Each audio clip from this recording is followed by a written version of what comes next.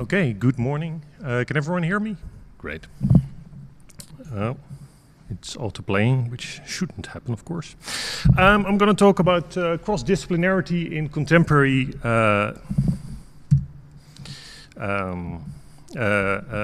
code-driven legal informatics, and I'll explain what this is. First, who am I? My name is Paulus Meessen. I'm a PhD candidate from Radboud University in the Netherlands, where I worked on the Cubicle project for the past 5 years. And I'm currently also working at the Autoriteit Persoonsgegevens, which is the Dutch data protection agency.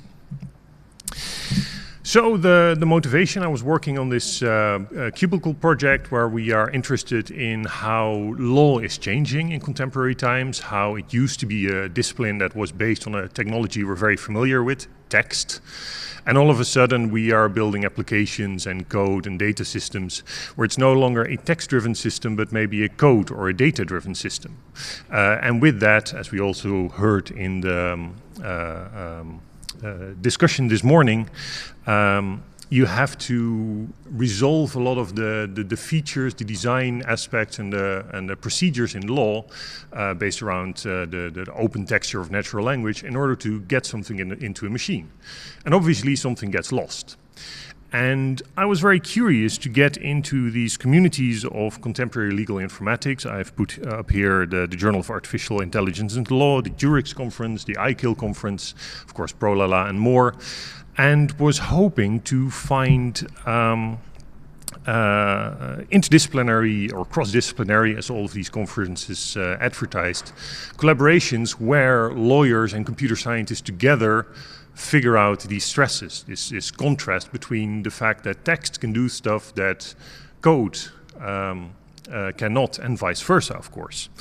And as Professor Grimmelman put in his research agenda originally for the first ProLaLa conference, this is a very exciting field where these come together. There are many similarities and many differences. But I was very disappointed. I didn't find the right sort of interactions, and this got me curious. So I formulated some research questions or maybe hypotheses that are at core of this disappointment that I ran into. And I was wondering, like, is legal informatics no longer a cross-disciplinary research field? Are valuable contributions from legal informatics lost, both for solving human critical problems and understanding the underlying normativity? And in legal informatics, do we care more about the technological process, more about than solving problems that are actually from legal practice, from administration, or clearly about the law?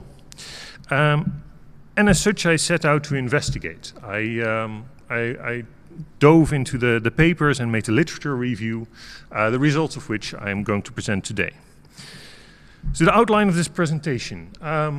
First, I'm going to explain a little bit of the conceptual framework, because I don't know how excited you were about my title, but what is cross-disciplinarity, what is contemporary legal informatics, and what do I mean, code-driven? Then I'm going to talk about the actual literature review that I did, the corpus, the questions that I asked. I used a little bit of LLMs in that, and I will, of course, talk some more about this. And then, of course, I have some results and some discussions and recommendations. So this conceptual framework. One of the things that you notice is, and we've seen this in the same conference, that a lot of the influx in our field of legal informatics is from data-driven methods. It is from machine learning and LLMs and generative AI and statistical methods and data science over time. And in this figure, I plotted for the 500 papers that were written in Jurix, IKIL, and the Journal of AI and Law, basically the trend of how many of these papers were data-driven, which is the yellow part, and how many of them were other. And it's an upward trend. And I think, especially in this programming language community, where we see that a lot of problems in conventional classical code still need to be solved, that we cannot necessarily use all of these new problems that the data driven methods introduced. And as such, I decided to focus on code-driven methods, which for the context of this presentation mostly means non-machine learning, non-statistical, conventional modes of code, as we see as a canonical example in this field almost is text automation. So this code-driven law, what I really am excited and interested about is systems in or related to law where the normativity is shaped by code. So that the effect on legal effect is shaped by the way we write the code. Whereas in data-driven aspects, it is the data that shapes it. Then of course, I talked about cross-disciplinarity, which for the nature of this experiment, I simply want to talk about people who have a discipline related to computer science, or people who have a discipline related to law. And of course, in the field, there's many philosophers and language experts and different brands of computer science and engineers and mathematicians. But I'm going to make this reduction to say that there is a computer science cohort and a law cohort. Then I introduced two new terms. I'm going to say question pool is about articles or research that have an immediate research question, in this case from law, central to the research, to the paper, that needs to be solved or analyzed. Then there's also the notion of technology push, which is having the development or application of a new technology or innovation as core of the research. I originally thought these were going to be mutually exclusive, but as I've seen, there are some people who manage to do both in their research. I've colored these orange, which you'll see later. So then let me talk a little bit more about the methodology, because ultimately I did a literature research. So I'll talk now about the corpus of work that I looked at, the papers, and the question framework for the deep analysis of the papers that I selected to focus on. So from these leading publications in the field of AI and law, and this word leading publications I have from others, so this is what motivates my choice here. From ICAL, I had 222 papers that were written since 2015. Jurix had 514 papers since 2005. And AI and Law had 141 papers since 2017. So originally I started with 904 papers in total, which for an individual research project was a bit too much, so I needed to make a shift in that. And I've done two things for this. One, I used an LLM to relabel the data set with new keywords for data-driven and code-driven to make sure that I could focus only on the code-driven papers. And I decided to focus on just last year, 2023.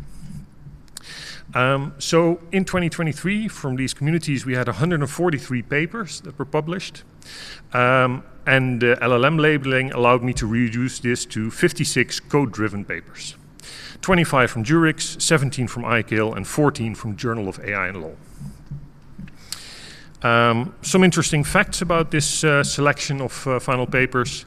They're written by 135 unique authors or co-authors of these papers. It is a truly international community from 24 different countries. 9 of these countries are from within the EU. 18 of these authors appear on more than one publication, which also has to do with periodicity in which they appear. So some people have evolutions of their research that is published in a few of these different outlets. And 2 authors were author or co-author on 18% of the corpus. So on this GPT labeling, I used it to add the keywords to the section. It is sort of related to a traditional LLM task, labeling. I tried it first with GPT 3.5, which just wasn't able to do the job, but GPT 4 seemed to give good results.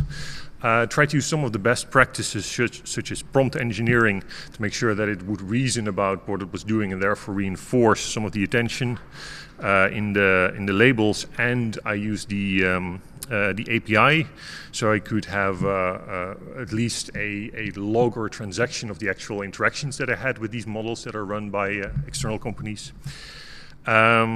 And then the bad, of course, is that ultimately turned out, once I did the close reading, that it had 91% accuracy on the 2023 dataset, which for false positive labels. And of course, it's very tricky for the reproducibility of science, that you cannot make the same queries and get the same results or apply this to a broader sense. However, I was very excited that this allowed me to, as an individual, tackle 900 papers and make my way through it. Now then, for these 56 papers from 2023, I have a question framework, which I apply to all of the papers. I'm going to run you through it because it's somewhat important, but bear with me. The first question was what research problem from the legal field is the research subject of the paper? Then I asked some questions that relate to the disciplinarity, cross-disciplinarity, or nature of where the authors are from. One of the questions was the jurisdiction of both the author and the research subject, which seemed to align in most of the cases, so nobody is solving problems that they are not having themselves, pushing ideas there. I looked at, in order to make this computer science versus law discipline, what is the professional or academic discipline of the authors? Again, because this research is a quantitative method, I had to make a reduction to this, and sometimes this is very difficult. On the one hand, you might label a first-year PhD student who just has a master's degree in law as a lawyer, whereas someone who has been doing both for the entire career as a professor in this AI and law field, you have to pick one in the end, like what is their degree or what is their identified profession. It was a reduction, but I thought it was worthwhile in order to make this interdisciplinary, cross-disciplinary question. Then, of course, what the motivation or urgency of the authors was to do this research, to write the paper, to create the deliverables, and finally, what type of research is being performed. So getting to these terms that I defined, the technology push or the question pool, what were they doing? Now to the results. A whole bunch of work, a couple of months, 900 papers reduced to one slide with 4 numbers, where I hope I now have most of you online of what all of these words mean. So in this corpus of contemporary legal informatics, the Journal of AI and Law, ICAL and Jurix, in 2023, 39% of the papers were about a code-driven topic. The rest of it was about data-driven methods.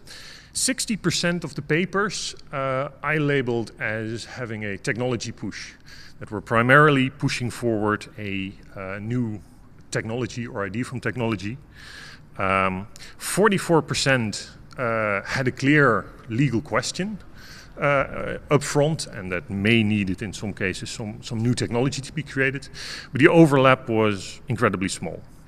And in terms of the cross-disciplinarity, 52% of the papers in this data set had at least one author from either the CS or the law label.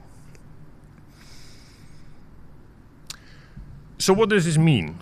Let me get back to the original questions or hypothesis that I posed. Is legal informatics no longer a cross-disciplinary research field?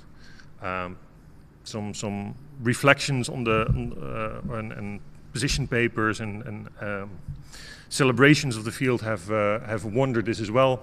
I've quantified this, and yeah, it remains cross-disciplinary. We get the 52% mark. It's over half, but it's very much dominated by computer science. Then the second question. Are we missing valuable contributions from legal informatics, both for the human critical problems or the socio-technical problems that we've seen in different presentation, and in terms of understanding the underlying normativity? Yeah, maybe. I think the communities are not always very inviting for lawyers and computer science to sit together to really engage on the topics and the subjects, and to not forget about the most interesting things in each other's work and in their own work when working together. Fortunately, there are new outlets, much like ProLaLa, where there's a programming language community that is explicitly in the design and the question call very open to say, hey, we're not doing just technical stuff. We're doing technical stuff, but that is really related to the law.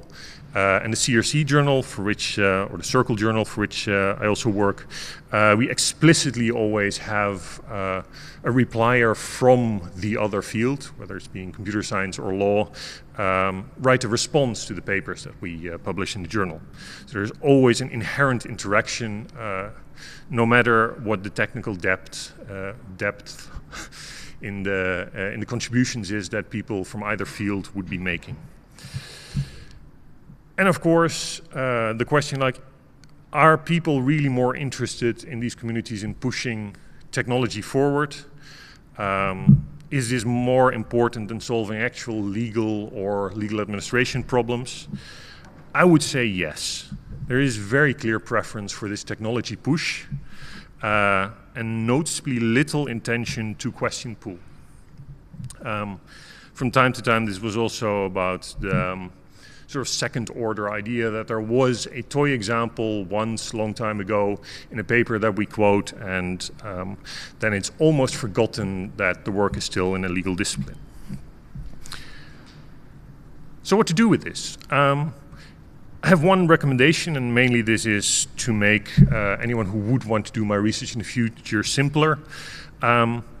Explicitly have these keywords in our work and our contributions, just to make it noticeable, but also to sort of remind ourselves in these communities, especially these new outlets like ProLaLa, that we shouldn't make the same mistakes that have been made in the same traps that, that people encountered in the traditional legal informatics communities. Notice that you're really talking about normativity. When we talk about the tax law, and especially implementations, coded implementations of the tax law, make sure that we know that that this is having a legal effect, that is creating a legal effect, and especially if the technology, the code, is the first thing that people run into. Be aware of the cross-disciplinary market, see in the different papers and the collaborations and the programs, where are we actually coming together. Be wary for the question pool. Seek opportunities and define the questions that you come across. Maybe someone else can solve it and make the contributions. And also be wary and give notice to where the technology push exists. I think in computer science we're all excited about creating this new technology and these new opportunities.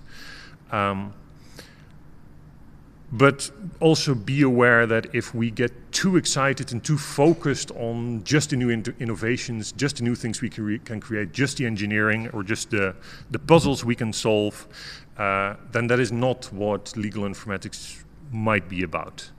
And I think if we just be explicit about these words, then I think we don't necessarily have to change from one day to another, but at least create opportunities to have a very explicit and clear debate about the subjects and the topics that I mentioned today.